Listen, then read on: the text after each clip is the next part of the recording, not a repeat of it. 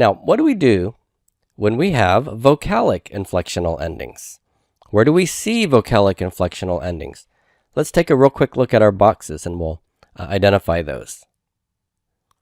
Now, in red, I will circle the vocalic endings. In the perfect, notice that comets hey is a vowel. Vocalic endings are endings that start with vowels, and that starts with a vowel. The shurik is a vocalic ending. All the rest of these below the third-person forms are consonantal. Ta, t, ti, tem, ten, nu. Those are consonantal, right? The imperfect, do I have any vocalic endings? Yes, the 2fs has a vocalic ending. That's a Keurig yod. Keurig yod is a vowel. Shurik is a vowel. So we see that in 3MP and 2MP. And remember, the program or the forms, the conjugation patterns that are built off of the imperfect system, the prefix system, the Vayiktal or WCI, gestives, cohortatives, imperatives, those all share the same vocalic endings. So notice then that the Keurig yod and the shurik of 2fs and 2mp are the same as the imperfect 2fs and 3mp or 2mp. So those are vocalic as well. All right. So when we have situations like this, what are we going to do? Let's look at your handout.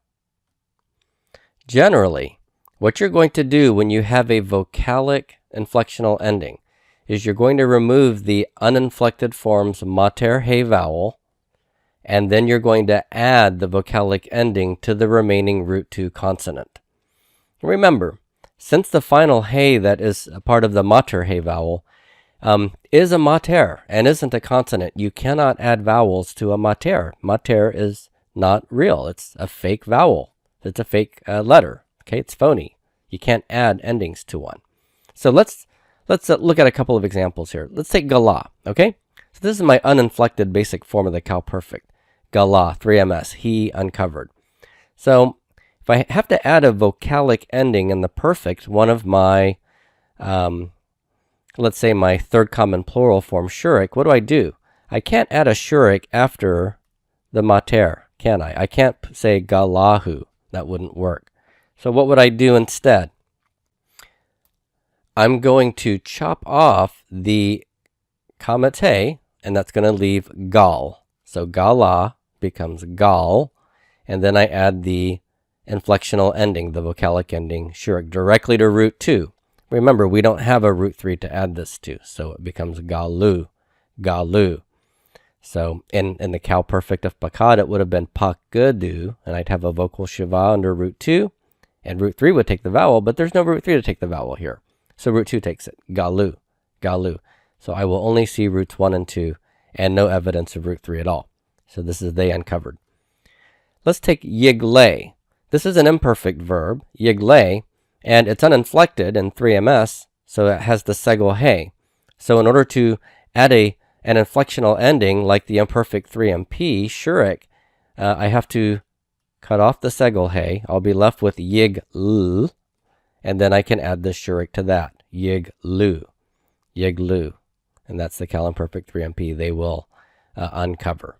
Okay, so that's generally how I'm going to form the verbs that are going to have vocalic inflectional endings. There's one place, though, where this pattern is not followed, and at least not exactly. And this is with the perfect 3fs vocalic ending. Remember, that's the comets hey. The perfect 3fs vocalic ending is comets hey. This is a little bit different. What you're going to do is you're going to remove the uninflected forms mater hey vowel. You're going to then add a vocal shiva under root 2, and then add a feminine singular tav along with the 3fs comets hey vocalic ending to the tav. Now that may just sound like a bunch of gobbledygook there, but let's actually see it in action. So let's take the cow perfect 3ms of gala again. So this is the uninflected perfect form, gala, with a comets hey for the 3ms. What do? I'm going to chop that part off. I'll be left with gal. And then what do? I add the vocal shiva under the lamed, and then the tav with a comets hey. I'm basically adding this to root 2. So gal becomes ga, le, tha. That is a vocal shava, and so I have a method here to tell me to preserve the long pronunciation of the A and to vocalize that shava. Galatha, she uncovered. Galatha, cow perfect 3FS.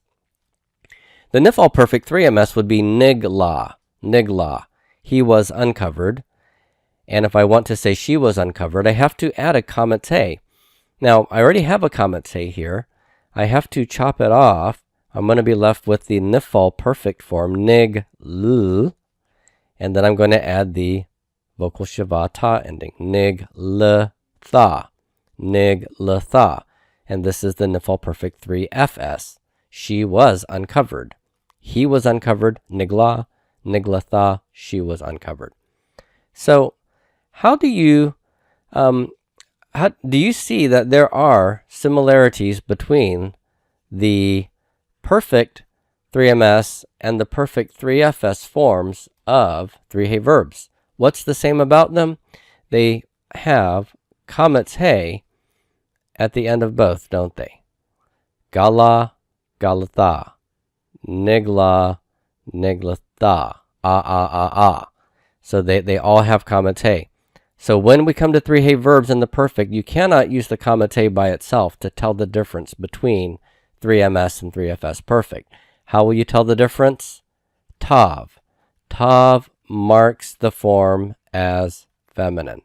And I told you before, the most common way to mark something as feminine is kamate. The second most common way is the tav. So look at the tav. If you see a tav after root 2 and then the kamate, then it's a feminine, third feminine singular form. All right, so that's really critical here. Now, what about the consonantal inflectional endings? How do I add those to 3-hey verbs? Well, let's just remind ourselves where the consonantal inflectional endings are in the Hebrew verbal system. Let's look at your handout again. In the perfect conjugation, we have several, and I'll use my green pen to circle those. All the forms under the third person forms, all second, all first, have consonantal endings.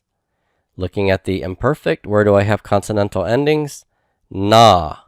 Na starts with a consonant, right? So the 3FP, 2FP, those are my only consonantal endings. And wherever I have conjugation patterns built off of the imperfect prefix system, as in the WCIs and the jussives, those will also have the same consonantal endings. The imperative also, I have the na there for 2FP. Okay? So those are the consonantal endings. So back to our 3-hey verb handout. How do we add the consonantal endings, inflectional endings to the 3-hey verbs? Here's what we do. We remove the uninflected form's mater hey vowel. So remember, the uninflected form will have some mater hey form. Then we will insert a helping vowel. So remove the mater, add a helping vowel. That helping vowel is going to have a mater yod in it, and we'll see what they are here in just a moment. But that helping vowel will go under root 2, and then we add the consonantal ending after that. Root 2 will take the stress unless the consonantal ending is a heavy ending. And remember, our heavy consonantal endings are tem and ten, 2MP perfect and 2FP perfect, okay? Now note that the choice of helping vowel depends on the following situations. If I'm dealing with the perfect conjugation, or what we've been calling sometimes the suffix conjugation, if the stems are active stems, which, as you remember, the kal, pl, and hifil are active stems, the nifal, pual, and hofal are the passive counterparts. So if they're active stems, or hithpael, my helping vowel is the kyric yod. That will go with root 2. If they are the passive stems in the perfect conjugation, nifal, pual, or hofal, then my helping vowel is sere yod, and that will go with root 2. For example, if we take the verb gala in the kal perfect 3MS, the uninflected form, how do we say, instead of he uncovered, I uncovered? Well, we're going to take gala. We have to chop off the kamate here. So it becomes gal. I'm going to have T for my personal ending for I did it, and since we're dealing with an active stem, my helping vowel is the Keurig yod, ga, li, thi. Want to stress that lamed, root 2. And there's one other thing here. Notice that the Keurig yod is a vowel, and the tav is a begadkafat letter, which normally would have a silent shava before it, like pakad t. But since a vowel precedes this begadkafat letter, you know what will happen to the dagashlene in the begadkafat letter? It will be blown out by the vowel there. So you won't see that. It'll be galithi. Galithi. Okay? So this will happen in all the stems. You get a Keurig yod if it's one of the active ones. Let's take a look at your paradigms to see the Keurig yod versus sere yod forms for the active versus passive consonantal endings, inflection. So right here, you notice that my 2ms, 2fs, 1cs inflectional endings are the consonantal endings, and in the cal I have Keurig yod for my helping vowel under root 2. Nifal, sere yod, which is passive. PL, back to Keurig yod because it's active. Pual, sere yods because it's passive. Hithpael gets Keurig yods before the consonantal ending. Hifil, active, gets Keurig yods under the lamed. And then Hofal is a passive stem, so it gets sere yod here. Okay? Now, the other situation, of course, is that in the imperfect or prefix conjugations, and those forms that use the imperfect or prefix conjugations, when I have the na ending, what's the helping vowel going to be before the na, but with root 2? It's going to be segel yod. So I have Keurig yod, sere yod for the perfect, segel yod for the imperfect. Let's look down here and see our examples.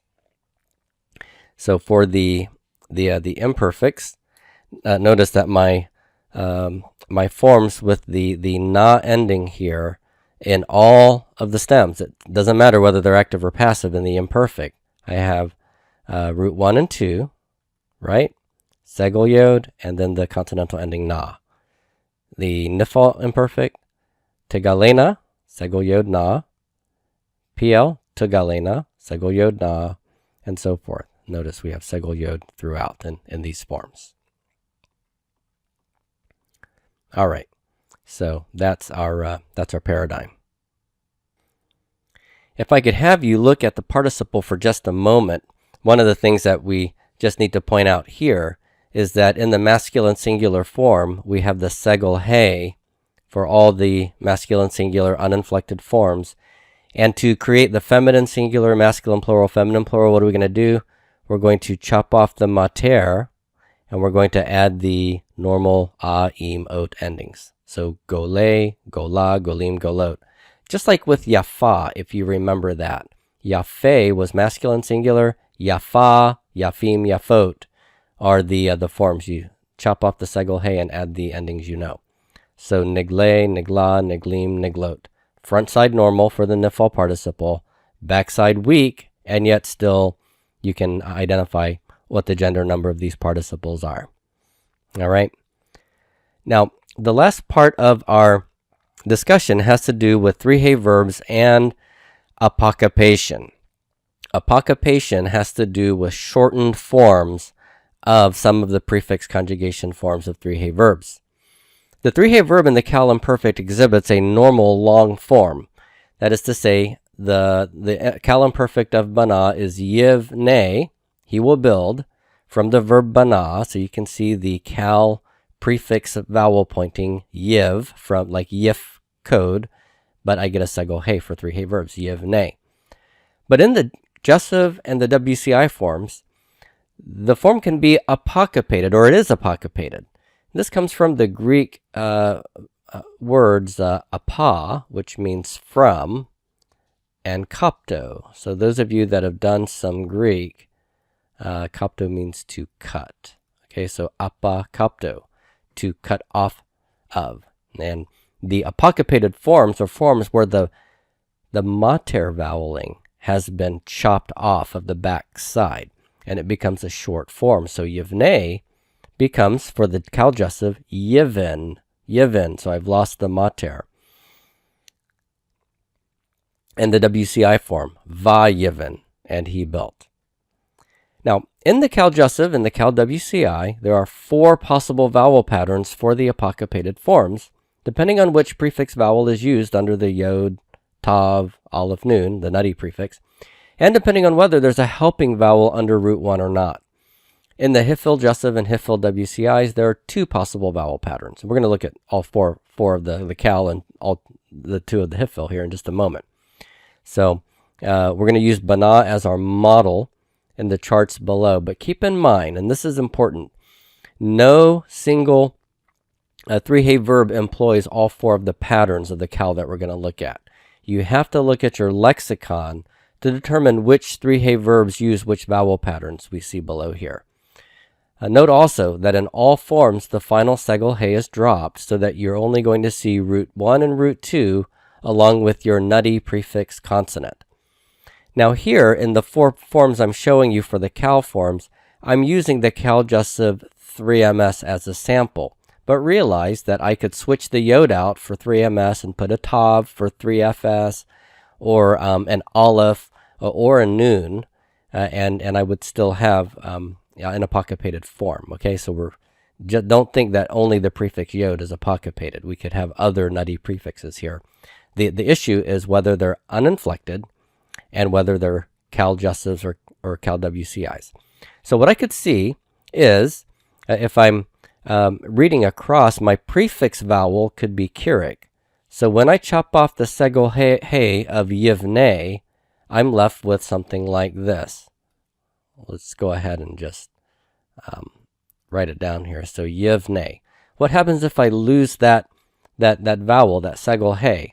I'm going to be left with Yiv. And that's pretty hard to pronounce, isn't it? Yiv. So what do I do here when I have a silent shava? I now have a prefix consonant, a vowel, and I have a consonant cluster right here. I could do one of 2 things. I could leave the silent shava there, Yiv, if it's a consonant cluster that's easy to pronounce like that, or I can insert a helping vowel, and the helping vowel that's inserted is the segol, Yivin. The Keurig stays, but the helping vowel breaks up the consonant cluster. So either Yivin or Yivin. And then notice that the same silent shava or helping vowel strategy could happen, but my prefix vowel could become a sere, which is still I class, all right, which is what we expect for Cal prefix forms. Yevn with a silent shava, Yevn, or Yevin. Now remember, Bana is one verb. It's not going to use all 4. I'm just using that verb to illustrate this. Which one does Bana use? It likes to use the first one, Yivin. Yivin. Okay? Other verbs like shatha, which means to drink, it would be yishte for the long form, the Cal imperfect. When I apocryphate this in the Jussive to say let him drink, it would be yisht. There, leaving the silent shava is actually not too difficult. Okay? All right. What about the Hiphil forms? And here I'm using the Hiphil Jussive 3MS as a sample. So that's going to use the yod prefix, but remember other nutty prefixes could go here. What do I get here? Well, notice I have Yevin or Yavn. Okay, Yavn. So that's a silent shava. This is the thing that I really should expect, because in the Hiphil, I get an A-class vowel under my nutty prefix. And then I would have a silent shava. So it should be something like Yavne. Yavne. But when I chop off that segel hey, I'm left with Yav, and either the silent shava stays, or the silent shava is replaced by a helping vowel, segol, Yavin, and then this segol affects the pathak that was there and harmonizes with it. Okay? So Yevin comes from Yavn, according to the following development. Yavn inserts that segol for the silent shava, yavin, and then I get vowel harmonization, yevin, yevin. And this is like what we saw when we learned our sigilet nouns like melek, which were originally monosyllabic words, mulk. What did we get? We had mulk, consonant cluster here, added a segol to break it up, malik, and then we harmonized the pathak vowel to make it a segol like the segol helping vowel, melek. All right? So, just some final comments here. Since the shortened forms only occur in prefix conjugation forms, you won't ever see apocompation in the perfect, okay? 3 hey verbs in the perfect never apocompate, only prefix conjugation forms. And those prefix conjugation forms are going to be jussive or WCI forms. Apocompation only occurs, number 2, in the uninflected forms ending with segol hey for the jussive and WCI. So all the prefix forms that also take an inflectional suffix cannot apocompate. If I have the asuric at the end or the kyric yod at the end, then I can't apocompate, okay? It's only the uninflected forms in the jussive and WCI will undergo apocompation. And by the same token, all prefix forms that end with segol hey and don't take an inflectional suffix can be shortened. So notice here I've got the 1 CP form, va niven, and we built from bana, va niven, with the prefix nun, or va evan, and I built with the prefix aleph, 1 CS, va tiven, which is the prefix tav for 3FS or 2MS, or va yivin, which is the 3MS form here. So anything that doesn't have inflectional suffixes and is a WCI or jussive, and a 3 hey verb can undergo apocompation like this. Okay, so that's the 3 hey weak verb chapter.